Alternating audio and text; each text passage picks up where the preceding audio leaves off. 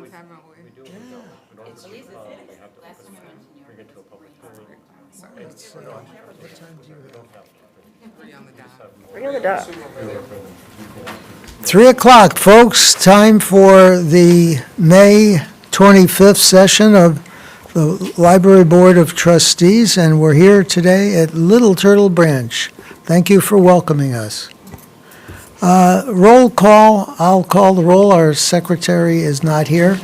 Paul Moss is coming, but is obviously not here. Sharon Tucker. Present. Jim Williams. Present. Marty Seifert. I'm here. And I'm here too, so that's 4 to, we don't have a quorum. Yeah, okay. So let's hold up the adoption of the agenda, because. No, we haven't. No, we win. Oh, 4-7. oh, that, God, this is Little Turtle, right? All right, a motion to, to adopt the agenda. So moved. Thank you. Thank you for the second, and all in favor, aye? Aye. Opposed, nay? Okay. Item 3, the approval of the minutes. If there are no objections, I'd like to group A, B, C, and D. Get a motion to approve the minutes of the regular session of the 27th of 23, of the executive session of 27th of April 23, the minutes of capital projects executive session of May 18th, 2023, and the minutes of approval of claims for May 11th, 2023. So moved. Second. Second, any discussion? All in favor, aye? Aye. Opposed, nay. Financial report. Jill? Yes, Dave just had a few notes he wanted me to go over. We did actually receive a notification today, or well, not Monday, I think it was actually, from the GFOA. We did receive for the 30th year, actually, a certificate of achievement for excellent in financial reporting. So we were quite relieved to get that because we were waiting on that for the audit purposes this week. So great news for that, and a lot of hard work on our department, so really glad to get that notice. And we did hear from the auditors this week as well, and audit is going well. A lot of the major things have been taken care of. We'll have a few follow-up items that we need to handle, but things are going really well with that. They're working on reviewing the draft, and hopefully by next week, once they get back from the holiday, we'll have that taken care of and hopefully be able to get the exit interview scheduled. So that's going as well, good as well. 2024 budget already going. First budget workshop was this week on Tuesday. And Dave thinks pre-worksheets, will be on June 1st. And that's already going to be happening and going. And then he did mention in the packet about the supplemental lit distribution, and we should be receiving that probably next week. Jean said it wasn't pending today, so that'll probably hit sometime next week as well. Questions on the financial report? I would like to emphasize 30 years in a row for a certificate of financial excellence. That is remarkable. That's great. I usually applaud whenever Dave says that, because I'm always very happy to hear it. Okay. Motion to approve the financial report is presented. So moved. And a second. Any discussion? All in favor, aye? Opposed? Aye. Thank you. Nay? How about the claims? Claims we have today of $287,264.40, and high ones, Indiana, Michigan Power, $66,353, and then actually to the library for employee insurance premiums of $36,418. Okay. But kind of a small run this time. And we'll circulate the claims. Motion to approve the claims as circulated. So moved. And a second. Second. All in favor, aye? Aye. Opposed by nay. Marty, you're up. All right, thank you, everyone. Just a short report for the Capital Projects Committee. With the board, I think the way to say it is we're continuing our conversations with the County Council about the appropriate timing of the facility master plan and having our bond approved. And we are researching, after some of those discussions, some additional funding streams, alternative revenue sources for the plan that could augment that bond financing and or potentially reduce the overall cost to taxpayers. That is principally in the strangely named IRA, Inflation Reduction Act, not the IRA, Individual Retirement Act. But it is something that's out there that actually offers some opportunities for public institutions like us to have not tax credits, but actual grants as part of our infrastructure, which is obviously part of the facility master plan. So we're investigating that. That may take some time because while the law has been passed, apparently the regulations are 2 to 3 months late still. So our person we've asked to be looking at all this is still waiting for the official regs to come out to make sure to see what we can qualify for. So that is up there. Again, that will take some time to review, but that's where we are right now. Thank you, Marty. Good report. Any questions? All right, let's move on to Spark. Absolutely. I have some special guests to introduce. So this is one of my favorite board meetings of the year because we get a preview of all the exciting activities we will be having this summer as part of Spark's Summer Learning Program. And here to tell us all about it are Aisha Hallman, who is our Assistant Manager of Teen Services, and Rebecca Wolf, who is our Manager of the Grable Branch. And Rebecca's also going to share about a new initiative we have this summer to ensure that everyone in the community is able to participate in SLP. So I'll turn it over to Rebecca and Aisha.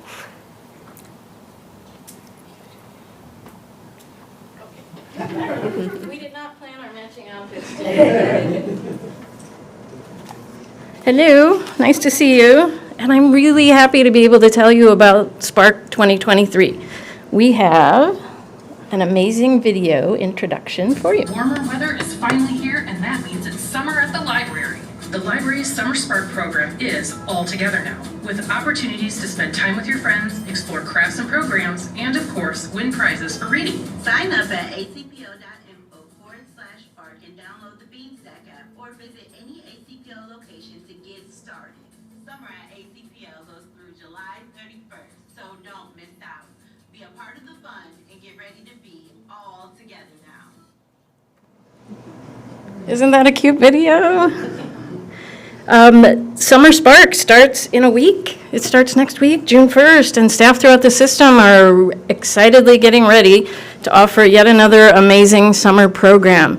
We just are so honored that we can offer such a fabulous program. Libraries across the country don't have the means to offer a program as awesome as ours. Sometimes I'll see that librarians are talking about going to the Target dollar bin to find prizes for their summer programs. We are so, so blessed, and we as a staff understand that and so appreciate the generosity of the Follinger Foundation and the Allen County Public Library Foundation and the Friends of the Allen County Public Library. We are so proud of what we were able to offer all the members of our community. Once again, we're going to help combat the summer slide for our young folks, and we're going to encourage lifelong learning for everyone of all ages and abilities in our community.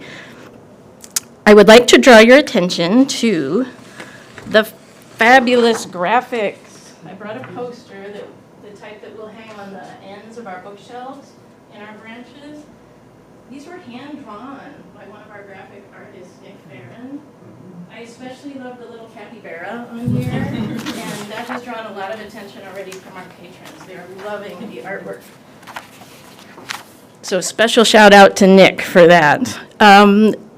The overall format of the program will be very similar to previous years. There are, though, a few notable exceptions that I'd like to tell you about today. First, and this is really exciting for teens.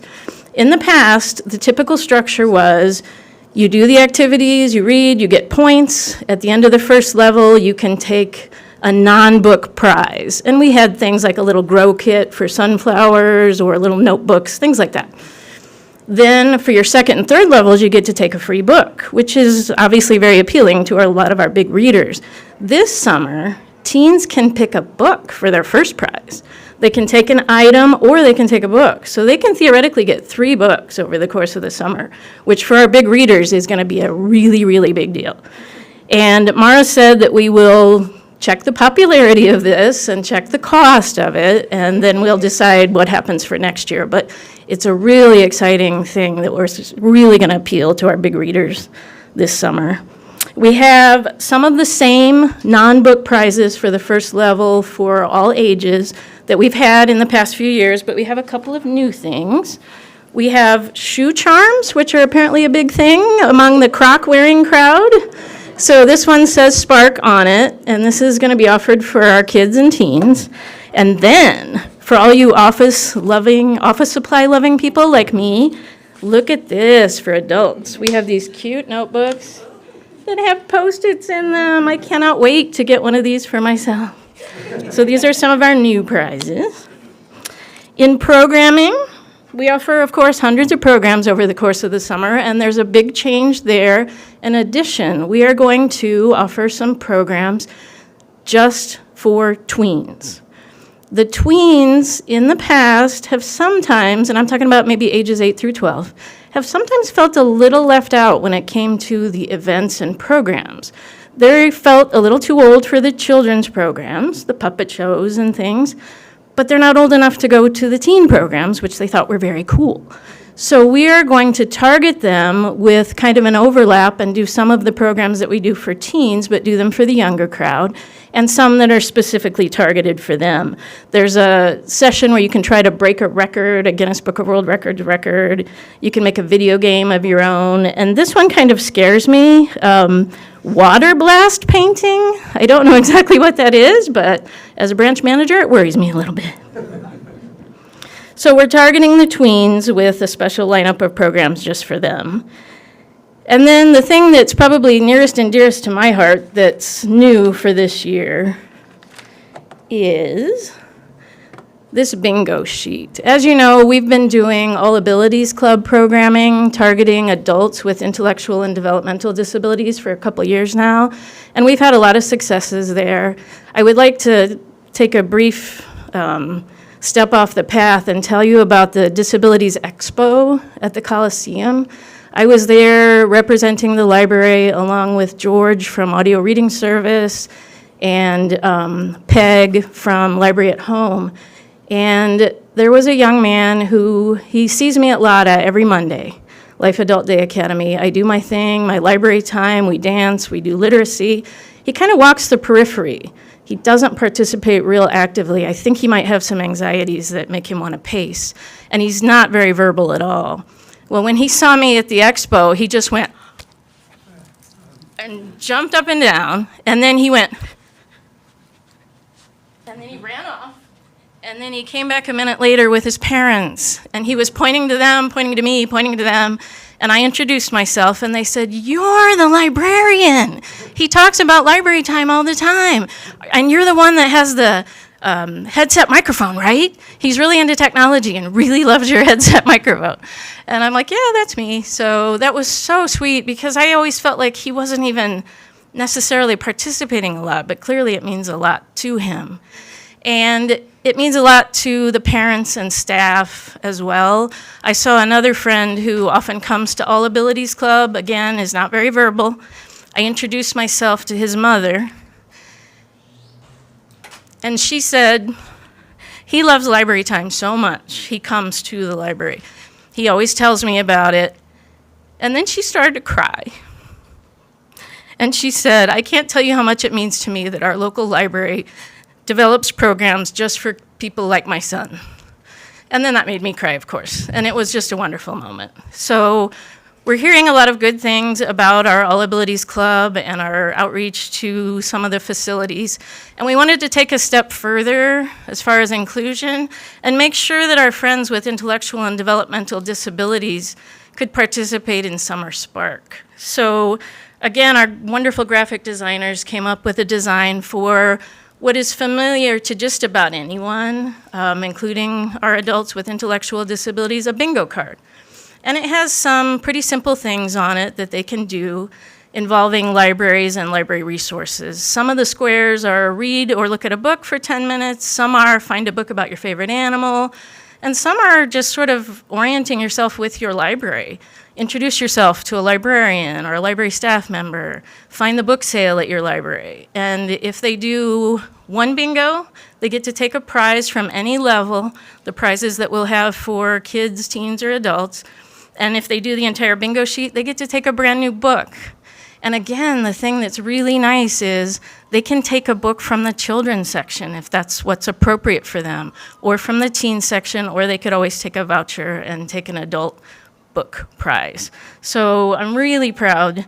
I think this is pretty rare among public libraries all over the country, really. I made some inquiries in listservs and Facebook groups before we designed this, saying, can anybody share? Do you do anything for adults with intellectual disabilities for your summer reading program?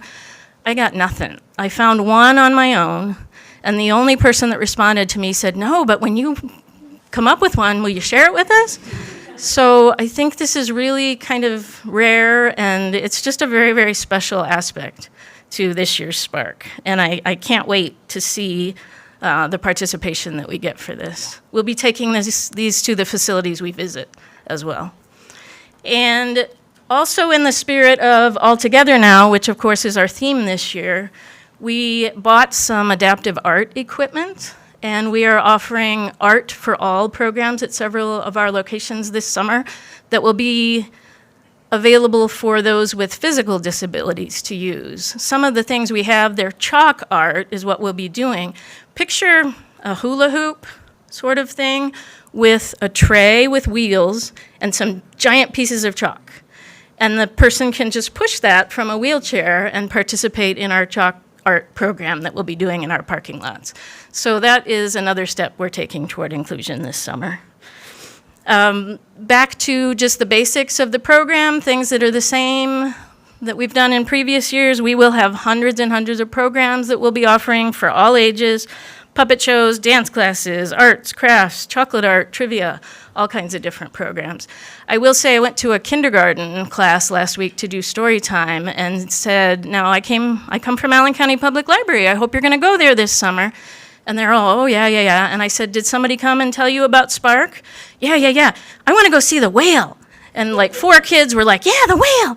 Because we're having a whale-mobile visit. It's a life-size whale exhibit that you can actually go inside. And so I know that'll be a big attraction this summer. And once again, we'll have raffles for teens and adults to enter, big giveaways for teens, book lovers bundle, retro photography kit with an instant camera, which is not really retro if you ask me. Adults, we have a lot of gift cards, Kroger, Aldi, DeBrands, and then some physical prizes like a bonsai tree set, some board games, some puzzles, a kettlebell, all kinds of different things. So some fun raffle prizes this year. And then lastly, we will again be offering our very special program that we do in partnership with Fort Wayne Community Schools.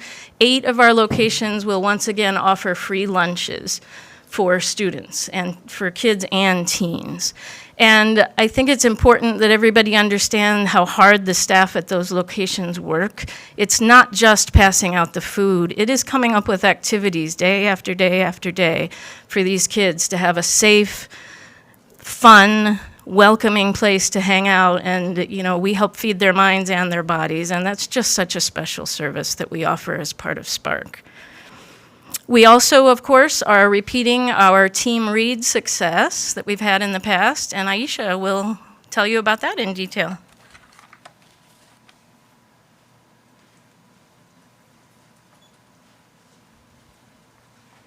And now I wish I'd gone before Rebecca, because I hate public speaking, so I'm already nervous. And then she made me emotional talking about the all abilities thing, and so all right, I'm going to try hard. Yes, I'm Aisha Hallman. I am the Assistant Youth Services Manager with the Teens Focus, so anything that has to do with teens around the county, I'm involved in. And one of those things is Team Read, and it is one of my 2 favorite things about my job. And so it's very exciting for me to have the chance to talk to you about it. It is a lot of work. At the end of July, I think we're all really sad because it's done. In March, we start interviewing the teens, so that's really exciting. this time in the year, it's very stressful because things are sort of falling apart. And we're trying to build it all back together. But in June, the beginning, it's going to be wonderful because that's when those teens walk in and they are nervous and excited, and okay, that's why we're there. So I think you all know about Team Read. We hire teens, they go to local parks and libraries, read to kids, the kids read to them, they play games. It's just this really wonderful relationship building program. It's going to be 7 weeks this year. And so those kids and teens will see each other 7 times throughout the summer. Every time we're there, the kids receive a book. So at the end of the summer, they'll have 7 books that they are their own. And Team Read does other wonderful things for kids. It helps them become excited about reading because when they see those teens get off the bus, like if they saw us come in and say, hey, books are great, they're like, whatever. But if they see a cool teen and this teen is like, hey, let's read, it's more exciting for them. It helps them build relationships because over the summer, they're not in school, they might be a little lonelier, and they get to spend time with those teens. They learn other skills like math skills when they're playing games, counting your pieces on the board. Really great things like how to take turns. How to be good winners, and of course, how to be good losers. It also does a lot of things for our teens. For a lot of our teens, this is their first job. And we do our best. We work really hard and work with a lot of love to make this a educational, encouraging, warm first job experience for them. But they also learn like boring stuff, like how to fill out time cards, so that you can get paid on time, how to show up on time, how to get along with people who you've never met before. But they learn important stuff. We try to help them learn about their strengths, their abilities, maybe skills they didn't realize they had. So I have lots of notes. Team Read 2023, we're hired a total of 36 teens. 13 of those are returners, which means a lot to me that 13 of those teens did this program last year and were like, I really enjoyed this, I want to come back. And 4 of those returners are actually 3-time returners. So this is the 3rd year they're going to be doing it. And when they return, they're allowed to pick where they want to work. So the first year, they work in the parks. Second year, they can work in the parks again, or they can pick to work in a branch. And 5 of those are going to be working in the branch, 1 at Boyd, 1 at DuPont, 1 in the teens department, and 2 are going to be in the children's department. We start training on June 5th and June 6th, and then on the 7th, we go out to the parks. We're going to 19 sites this year, including some of our regulars, Boys and Girls Club, Children's Village, the parks like McMillan and Weiser. And we have 1 new site we're going to that we're excited about, Ewell Wilson Center. So we're happy to be able to start that, partnership. Another thing we do for the teens is training. Normally we do training just once a week, but this time we're going to do it twice a week, see how that works. So we bring in community partners for that so they can train them, learn new things, but also help the teens connect with people in the community that they probably wouldn't have met. Some of those are Dory Graham, who I think a lot of us know. She's a former ACPL librarian. She currently works at Northside as their media specialist, and she's a local author, so that's pretty exciting. She's going to talk to them about bringing magic when you read a story, because it's not just, sitting with a kid and flipping the pages. It's also about, making the words magic, showing what's going on in the book, because sometimes the kids may not want to read, but if you look at the pictures, they can sort of tell their own story. Some of the other community partners are School Care Team, Great Kids Make Great Communities, Questa, and we're bringing in someone from the Mayor's Youth Engagement Council. Like I mentioned, we want the teens to not just learn about child development and child behavior, but also what's happening in the community and also more stuff about themselves. I have 2 stories to end with. One is from one of our previous team readers who currently works for us now. I told her I was coming here and wanted to get some information about how she felt about Team Read. And she wrote me a lovely paragraph and then wrote me sort of a side to myself, and I asked her if I could read both of those, and she said yes. So her name's Charlotte. She currently works in the teens department now. So she said, I'm a former team reader from 2017. The program inspired me to pursue a career in librarianship, and now I'm in the Teen Services Librarian working on my MLIS. As part of my studies, I was interested in exploring the impacts of the Teen Read program on a deeper level. This summer, I am seeking to explore how the Teen Read program is effective as a youth employment program, in addition to the potential of library youth employment programs to develop and enhance diversity, equity, and inclusion in public libraries. And then to me, she wrote, "This is cheesy, and I don't know what vibe you're going for, but for me, this study is an opportunity for me to give back to the program that changed my life." And Charlotte, I should have explained this earlier. She's going to be studying with Teen Read, not studying, but sort of hanging around with us. That's not accurate either. That sounds like way too cool. She's doing a research paper on Teen Read. And so she's been reviewing academic articles and things like that. And she's going to be spending time over the summer to observe the teens and how Teen Read works. Last story is about the new logo we have for Teen Read. And people are already laughing. I can't get it. There we go. Okay, so on the left we have three of our returners from last year, two of which are returning this year. One can't return because they've aged out. So after training one day, they were playing on the whiteboard drawing things that you see on the left. And they were trying to teach me how to draw, and I cannot draw. And they're like, "It's really easy, you just do this, this, and this, and this." And they are teens that we adore because, like I've said, they've been back for 2 years. We've built relationships with them, and it's so lovely to have them back. And Mara and I were sort of joking, like we should make this the Teen Read mascot, the Teen Read logo. Fast forward to what you see on the right, which is now our Teen Read mascot / logo. That is what our t-shirts look like this year. Nick, who Rebecca talked about, is one of our graphic novels. So we gave him what's on the left and said, "Hey, can you work with us a little bit and make us a mascot?" And he did. So all the team readers will be wearing these t-shirts. We also have stickers, which I forgot to bring to give to you, but we can give them to you at some point in time. So this, I think, just shows Charlotte's story and the story about the logo and the mascot. I think really show what Team Read can be. Not just to the kids, but especially to the teens, where they feel like they are seen, they are loved, they are encouraged to be themselves. Charlotte is not the only team reader who now works at the library. There are several of them around the system who are now working as librarians.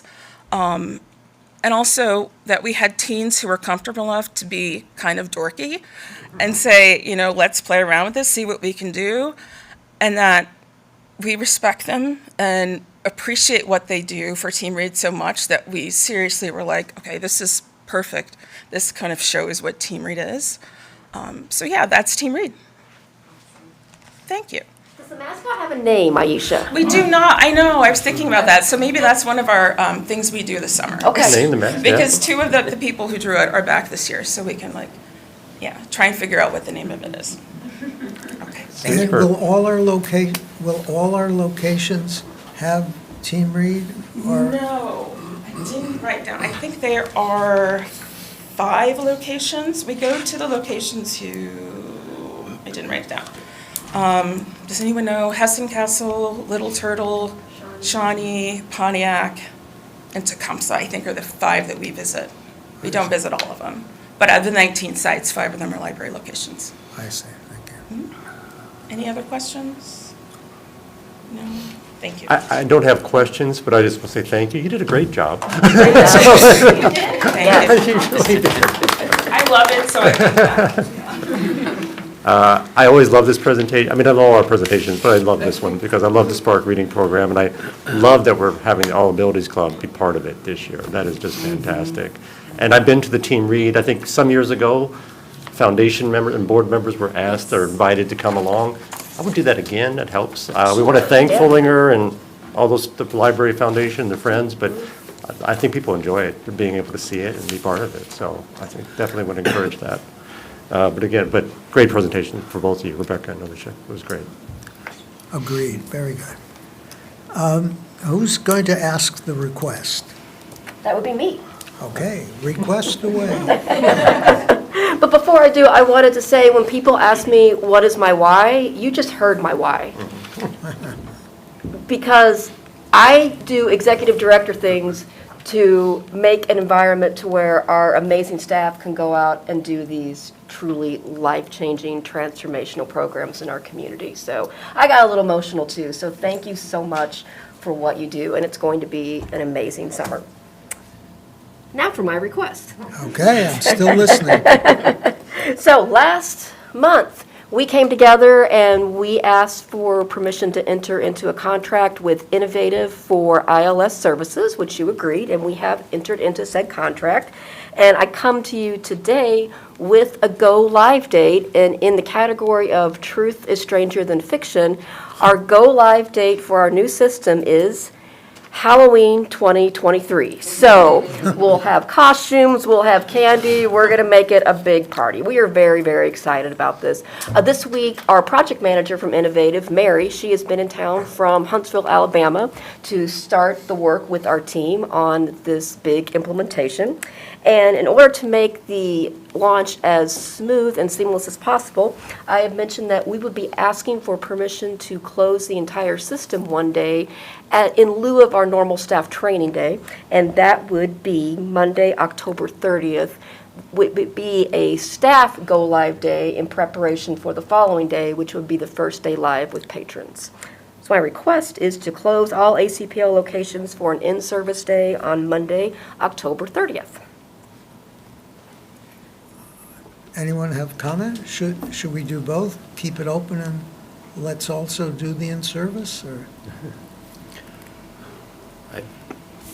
I really don't have a preference, to be honest Yeah, with should you. that be too- I'm we supportive can't of the request.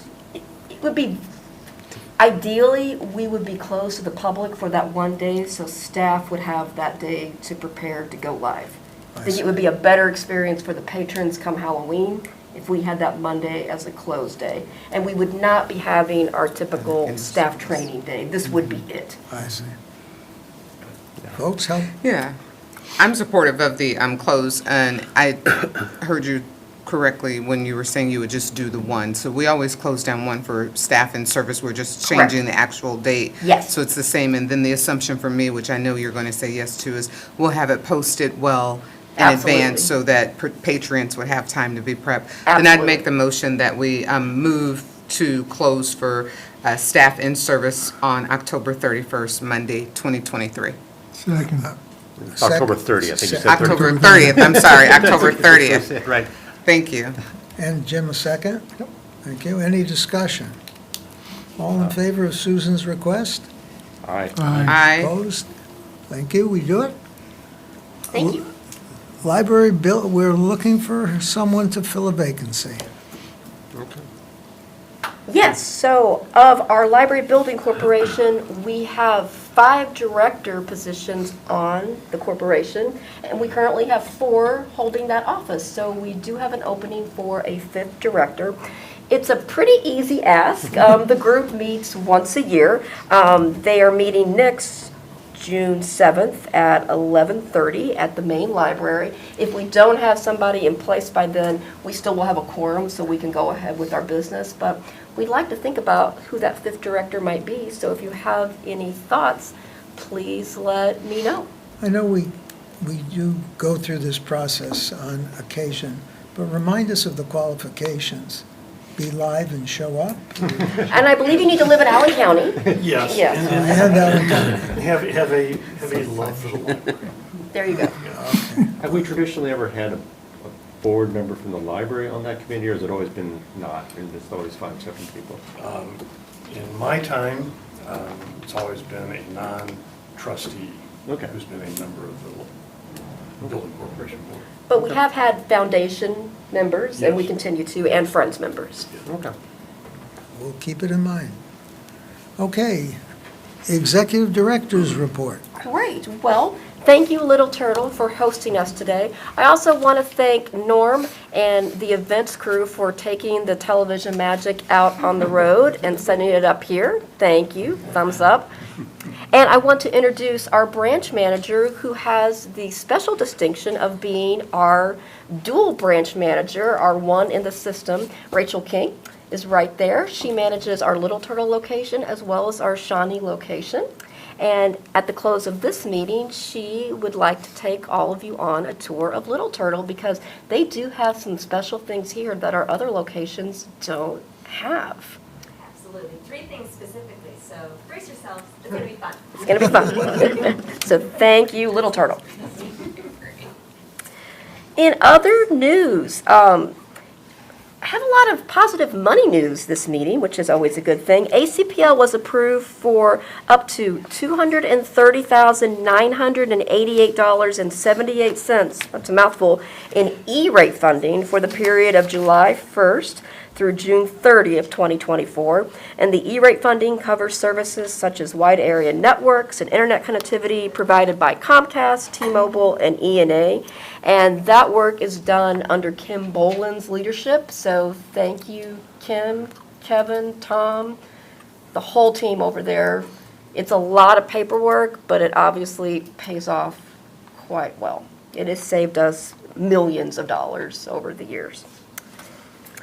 The annual Cherry Blossom Festival was held on May 21st, so last weekend, at Purdue Fort Wayne. And I wanted to give our events manager, and I think she may be here somewhere, a shout out, Leanne, because this is an event that historically had been held at the main library for years, and it was so successful it truly outgrew our location. Last year, we estimated about 11,000 people were there, and it just needed to, we loved it, and in order for it to be as successful as it should be, it needed to find a bigger home. So Leanne worked with the festival and brought them this year to Purdue Fort Wayne. And from what I heard, it was a wonderful event. We are still quite involved in it. Our teen staff and our children's staff were attending the festival, and they offered crafts and an anime drawing contest. So it continues to be a really great partnership with more room for the festival to continue to grow. Rebecca, you're next up in my report because I'm going to talk about the gift you got from LADA and from AWS. So LADA, which stands for Life Adult Day Academy, and Rebecca goes there once a week, right? Yes. They recently recognized the Grable branch and its manager, Rebecca, with a $1,000 check to celebrate partnerships on literacy programming and the monthly book deliveries. And the AWS Foundation was so impressed that they showed up with an additional surprise $1,000 check. You didn't know about that check, did you? We love surprise checks for Grable from AWS to match the LADA gift. So thank you to them and congratulations to Rebecca and her team. Speaking of summer, another flagship summer event for us is the Rock the Plaza concert series, which of course Norm and his team and events, they will be a big part of. Thank you to the Library Foundation for their continued support of that event. It will run 7 consecutive nights on Saturdays from 6 to 10, 4 bands a night, from June 17th through July 29th. So that would be 28 local bands in all featured. So we're excited to bring that back. Genealogy has a big weekend coming up. We will be hosting the International German Genealogy Partnership Conference. I got the name right, didn't I, Kurt? Yay. It's a mouthful. June 8th through June 11th, 2023. Our genealogy colleagues are excited to have an opportunity to show off the Genealogy Center, the library, and our community. The majority of the events will be taking place at the Grand Wayne Center, but ACPL will play a key role in the numerous hybrid sections, as well as in welcoming researchers to our collections. So there will be several hundred people in attendance at this conference. It coincides naturally with German Fest. We are having extended hours in the Genealogy Center, early morning hours, so those attendees can get in and get their research started. Speaking of that, volunteer opportunities are still available. I'm looking at Kurt, and he's nodding enthusiastically, to assist with the conference and some of the logistics. So if you are going to be in town German Fest weekend and would like to help us host our visitors, please let Kurt or me know, and we would love to give a job to you. And in other genealogy news, we received word from the Midwest Travel Journalist Association that we, as in the Genealogy Center and the Roland Center, have been awarded 2 Jimmy Awards. And you may say, what is a Jimmy? Well, a Jimmy is an award granted by professional travel journalists and travel industry leaders who are members of Midwest Travel Journalists Association. You remember that last year we had a delegation from this group come to Fort Wayne and did a junket of all things Fort Wayne, coordinated by Visit Fort Wayne, and they spent a good amount of time in the Genealogy Center and the Roland Center, and they were so impressed by their time in those places that they nominated both of them for an award, and we got it. So next week, we will be having a press conference next Thursday around 1:15, where we will be presented the awards from the Midwest Travel Journalists Association. So we are honored by that. But wait, there's more. It seems like every time I put this together, I send it to Elena, and then like exciting things happen at the last minute that aren't on your paper, but I want to share. One is on June 20th, we will be the host and the co-sponsor along with Catholic Charities for World Refugee Day. So that will be from 11 until, I believe, 2 o'clock or so, 1. And it will be, in coordination with Catholic Charities, it will be a celebration of the contributions and the culture of our immigrant and refugee communities in Allen County. There will be delicious international food. There will be arts and music and dance, and it is open to the public, so we encourage you all to come. And then tomorrow, I am really excited about this. We are hosting the Northeast Indiana Apprenticeship Fair on the plaza at the main library from 10 until 2. So what that means, it's going to be a job fair for the trades, and there are going to be try-it-yourself construction opportunities on the plaza. I think you can practice laying bricks and things like that. And there's also going to be construction vehicles that you can touch and feel out on the Wayne parking lot. So what a lot of fun, right? And what a great way to partner for workforce development initiatives. So if you ever wanted to try your hand at laying bricks, tomorrow is the day. Come on out to the library. That's terrific, that's great. Are there any items of new business that we should discuss? Any old business that we should discuss? How about anybody from the public here? No? Anybody want to be from the public? How about via the streaming, any? Nothing from online. Okay, how do we get it? Nothing from online. Oh, nothing from nothing. online? Okay, okay. Well, I'll entertain a motion, we adjourn. So moved. And a second. All in favor, aye? Aye. Opposed, nay. We are adjourned. Hold it, we have the tour. We do. Yes. Okay, we're all set, and then we have an executive session After the tour, we'll come back. after the tour. Perfect. Thank you for showing up. Great report. Thank you.